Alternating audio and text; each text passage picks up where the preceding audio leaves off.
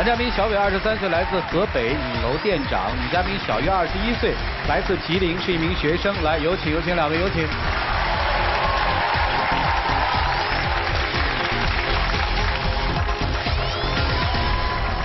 欢迎两位哈。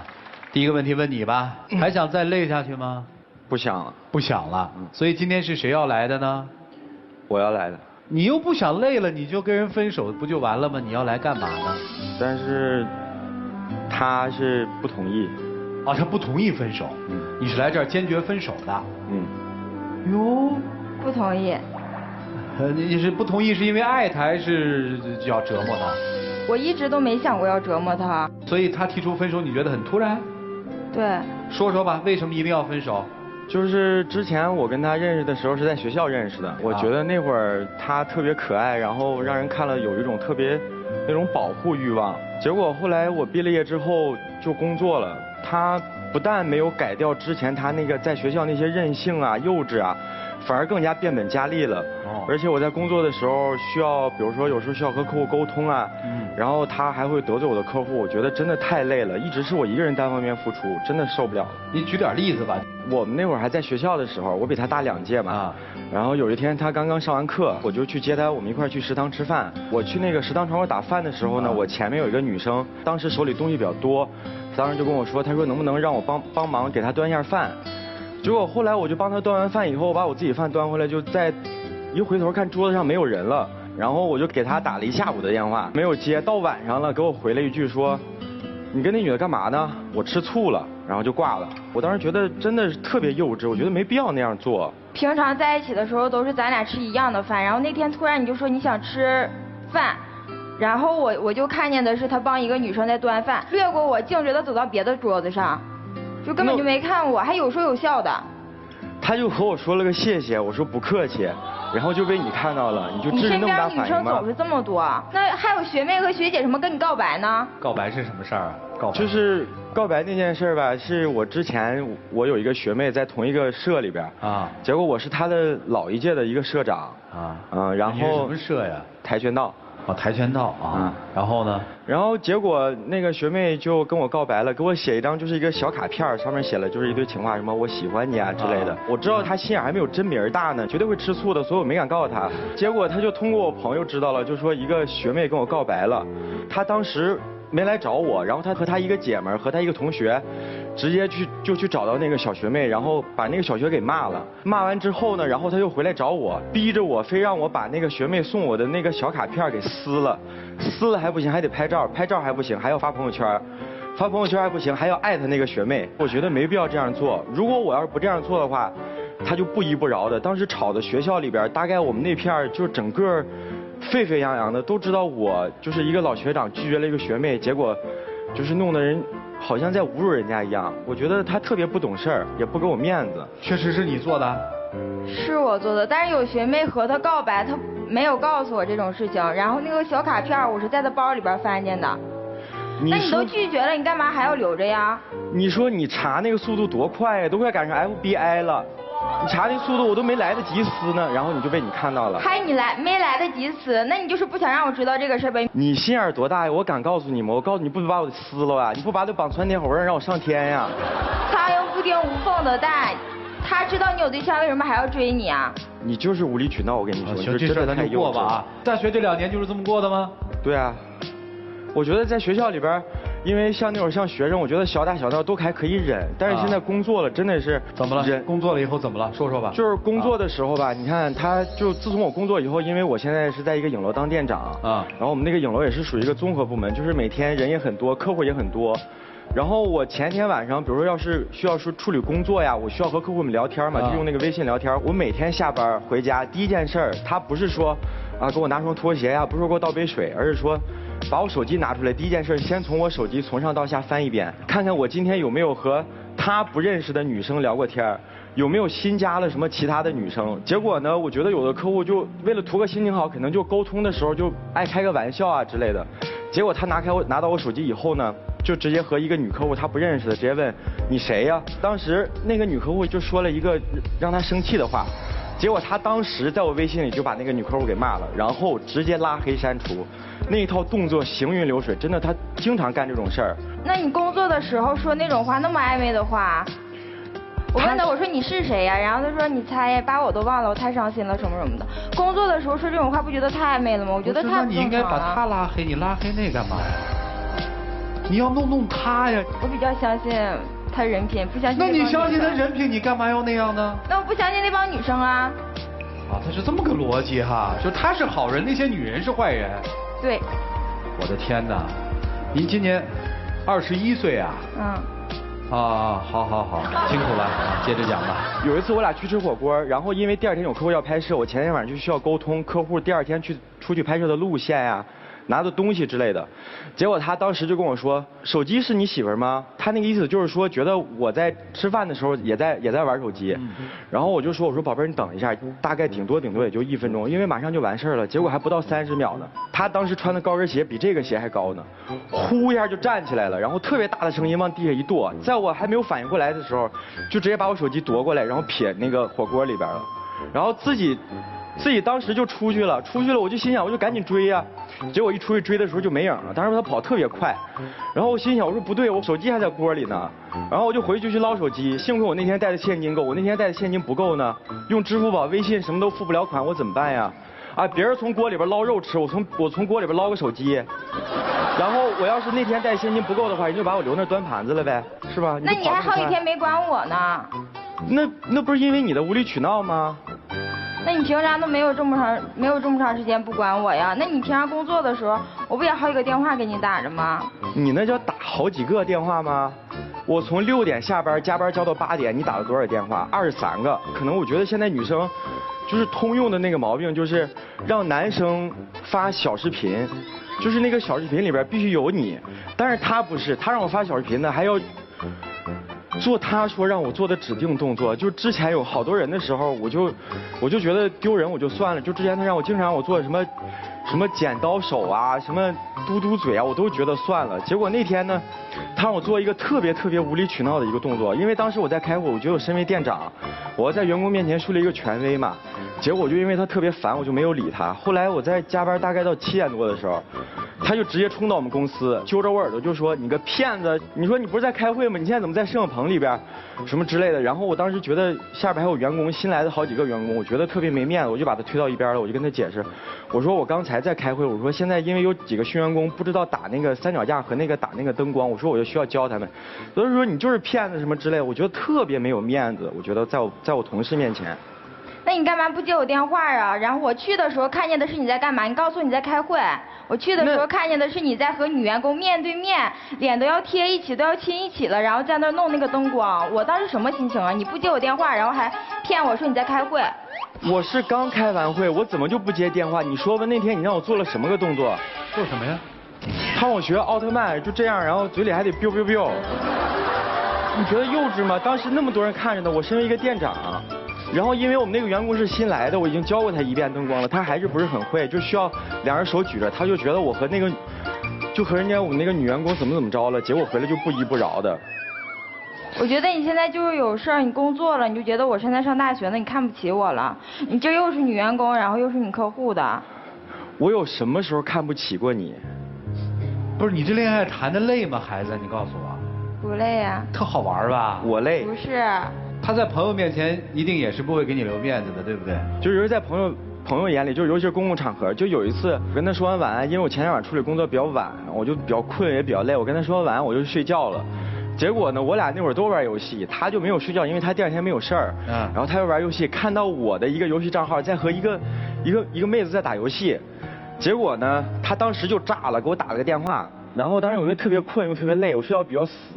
然后我就睡着了，没有接到。第2天更炸了，全程的找我，就说我昨天晚上不是跟他说完晚安了吗？为什么还在跟一个妹子打游戏？后来我见到我就赶紧，我就因为怕他生气啊，我赶紧跟他解释说，我说那是我一个朋友在用我的账号，在和另一个妹子打游戏。结果他不信到什么程度呢？他后来就偷偷的拿到我手机，翻到我那个朋友的电话，然后给人家打电话，逼着我那个朋友说出来我游戏的账号和密码才算了结。后来我以后再跟他们玩游戏的时候，我朋友他们就说。哎呀，我们不跟你玩了，别到时候到时候你回家了以后，你媳妇挨个给我们打电话，然后冲我们要你的账号密码，我当时觉得特别没面子。然后以后玩游戏的时候都自己一个人在家玩，都不敢跟他们出去一块儿什么开黑啊之类的，我都特别怕的。那我那天晚上明明看见的是你的账号，然后再领着一个妹子打游戏。不是你不是相信他吗？哦，他不相信那个妹子。我这脑子也是有点直的哈。就是周围只要是我周围一有女的，他就肯定会炸，各种炸。那你要看电影，比如说看到一个女生说，哎，这个演员不错，他会炸吗？不会。炸。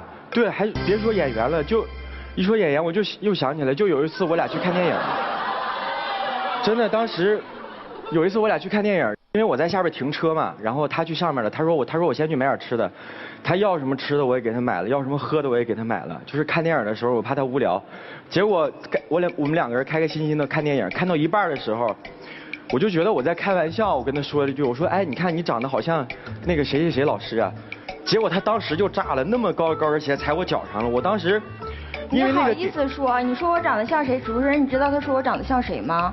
哦。他说我长得像腾格尔。本来就是你一皱眉或，你看你现在跟我一吵架就特别像腾格尔老师。啊。那你不还说我长得像刘能吗？我有说啥吗？啊。那你起码说一个我长得像一个女明星。不是，那你就直接就拿高跟鞋跺我脚。你知道当时电影院里那么多人，然后我就得憋着，还得就不敢吼出来，然后你就往前跑，知道的以为是我跟对象吵架，不知道以为我把一个小女孩带到什么乌漆麻黑的地方怎么着她了呢？后面那个大妈说小伙子用报警吗？我说不用了，我去追你了，你考虑过我吗？那是公共场合，那不是咱们家。你做错事了，当然不用报警了。是我做错了吗？那你以后我敢跟你开玩笑吗？啊，行，他就没一点好吗？他到底是什么吸引你，让你有这么大的忍耐力呢，兄弟？那会儿我追的时候，我觉得他在学校是一个就是我觉得是一个很懂事的女生。后来我发现工作之后并不是这样。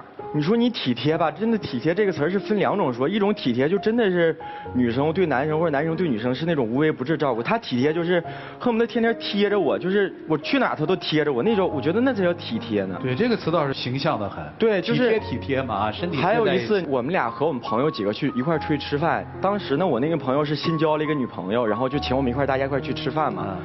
然后去吃饭的时候呢，因为当时都喝了点酒，然后我那朋友就说先把他新交的女朋友送回学校去，然后结果我那时候喝了点酒，他就跟我说在旁边就说，当时还有她闺蜜，我们好多人都在，然后他当时说你说哎你看刚刚那个谁谁的女朋友是不是挺好的挺好看的，我当时没有听清你知道吧，我说实话是没有听清，然后我就为了应付他一句，本来我喝了点酒，我说是。当时就炸了，蹦起来比凳子都高。你给我出来，然后就直接因为那个我们吃饭那个地儿后边就是海边嘛，就当时把我拉到海边去，他就说我喜欢上那个女的了，人家朋友的对象我看着干嘛？再说我就为了应付你一句，然后他就后来就这件事就不算了结，怎么才算了结了？他让我去沙滩上捡一根棍儿，然后让我在那个沙滩上写100遍月月最美。后来我就写着浪比较大，就把我写的给我冲没了。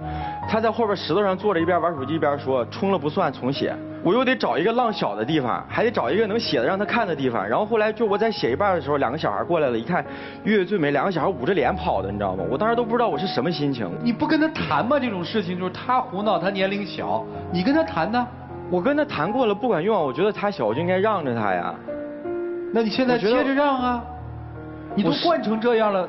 你跟人分手对不对？但是现在已经你都把他惯成这样，还有人敢接盘吗？你告诉我。但是现在真的已经2年，我真的是受不了了，因为我现在工作我也很迷茫。那你不跟他谈吗？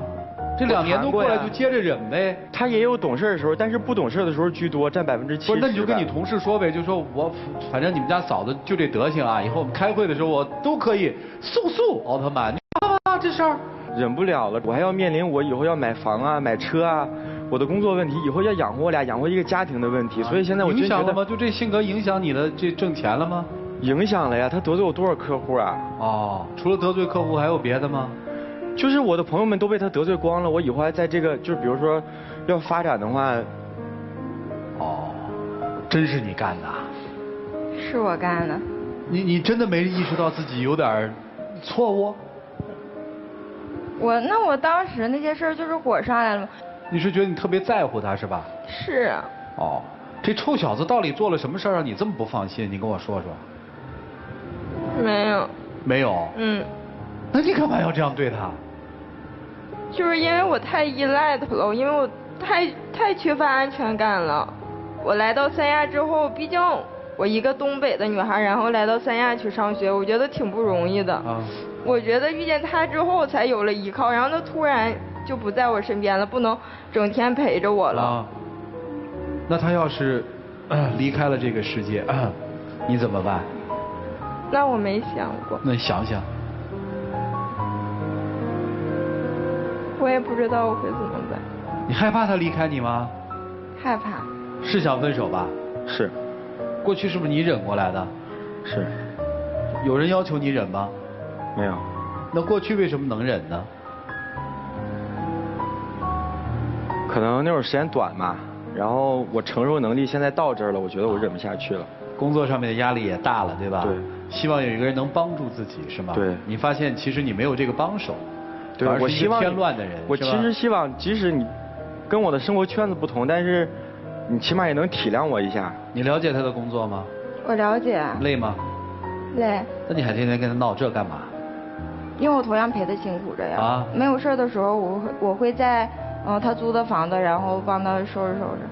那你没有自己的生活吗，孩子？我觉得我现在全部的生活都是他。全部的生活都是他。你是觉得你这么要求他，其实并不过分，对吗？因为你为他付出了全部，是不是？你什么时候毕业？今年夏天。今年夏天就毕业了。哦。你还在那个店里干着？对。啊，毕业之后你有什么打算吗？毕业之后，我想继续留在三亚，因为我之前是想着回家回东北。啊。但是现在我想留在三亚。干嘛呢？就是我根据我的，就是专业知识找一份正经的工作。也就是说，截止到现在，其实你们俩没有商量过未来，对吧？因为你的蓝图里没有他，你没有说要跟他怎样，而是自己，是不是？他都不要我了。你想明白了，挺好，啊，这就好办了。一起进入丘比特问卷啊。我这也挺羡慕的哈。啊。能让男朋友写100次我最美。啊。这得是何等的境界，才能享受这样的优待？我想知道的是啊，就是你每次跟他闹、跟他折腾，你是为了什么呢？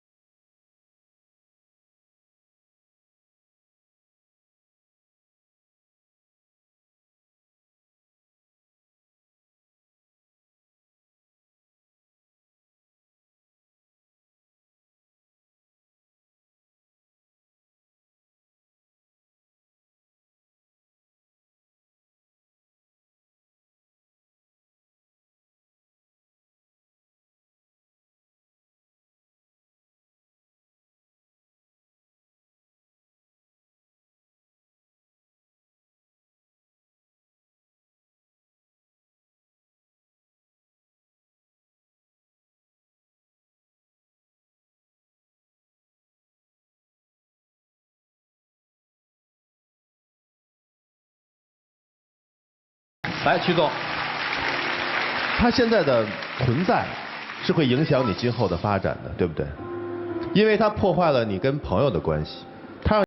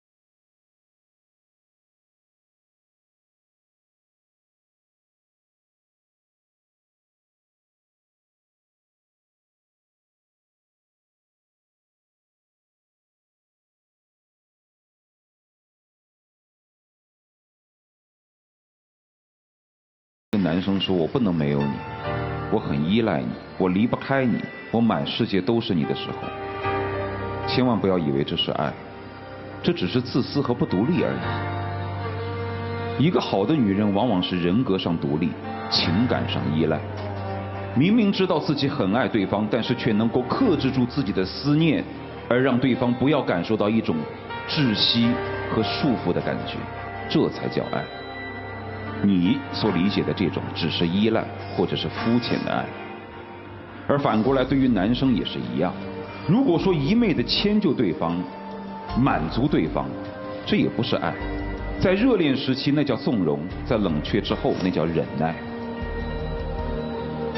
真正的爱是明明知道对方做的不对，你可以冒着对方迁怒于你、责难于你，也要把他引到一个正确的轨道上来，这才叫爱。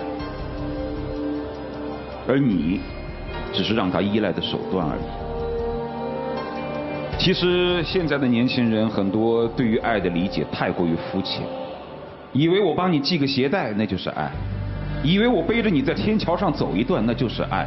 其实真正的爱是彼此思念，但人不在一起，心却可以在一起。虽然很想在一起，但因为客观条件不在一起，但谁也离不开谁。我认为这才叫爱。而真正的深爱也不是一昧的宠溺对方，而是明明知道对方会不高兴，我也要说真话，这才叫爱。所以肤浅的爱只是依赖，这个习惯一旦破了，谁也离得开谁。你不信，你要是再找一个男生宠着你，你一样可以，因为你们没有实质上的爱，而只有那种真正深沉而彼此之间在生活上互相为对方考虑，互相为对方去关怀的那种爱，才真正谁也离不开谁。你们之间不过是习惯和依赖，就这样。也有过美好吧？有过啊，该感谢的人家感谢人家。不要老把对方说的那么不好，好吗？不说你们什么了，人生经历好多坎，这就算一个小坎。至少在你们交往的过程当中，他对你是一心一意的，对吧？全心付出的，对吗？对。虽然你胡闹，你也是在全心付出的胡闹，对吧 ？OK， 感谢彼此吧。我们一起进入那几天喝古方红糖，真情60秒。爸爸，我知道我任性，我不懂事，我无理取闹，但是这一切都是因为我太在乎你了，我不想让你离开我。还记得在学校的时候，我们一起上课，一起去图书馆，所做的一切都有你陪在身边。我想你给我一点时间，让我成长，让我成长为那个你可以依靠、可以替你分担的人。你可不可以不要离开我？我之前就是因为心软，所以我现在我怕再心软的话，你还是和之前一样。所以，我再考虑考虑吧。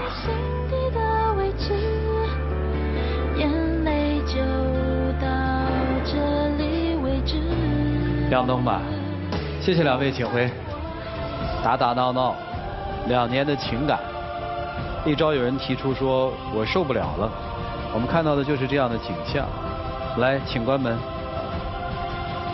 男生到底会不会再心软一次？女生，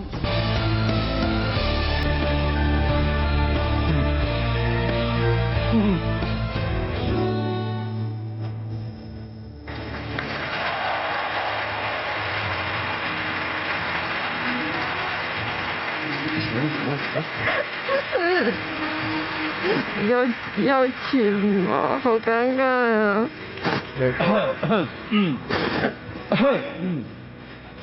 图什么呀？我之前一直以为是他的错，然后我听完老师们分析，我觉得我也有错。好吧。而且还是老师那句话吧，我以后让他砸也要砸我手里边吧。姑娘，学会成长啊。男生也要成长。来，有请我们的小话筒，有请。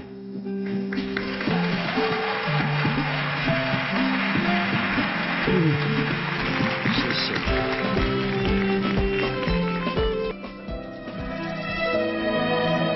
宝贝儿，以后我会对你好，然后我也希望你也能体谅我一点，咱们俩以后好好的。我会的。在爱里等着你，为你呼吸着中暖你，在梦里全是你，不要再迟疑，把我抱紧。亮灯吧，亮灯吧啊！回去吧，啊，谢谢你们，请回吧，啊。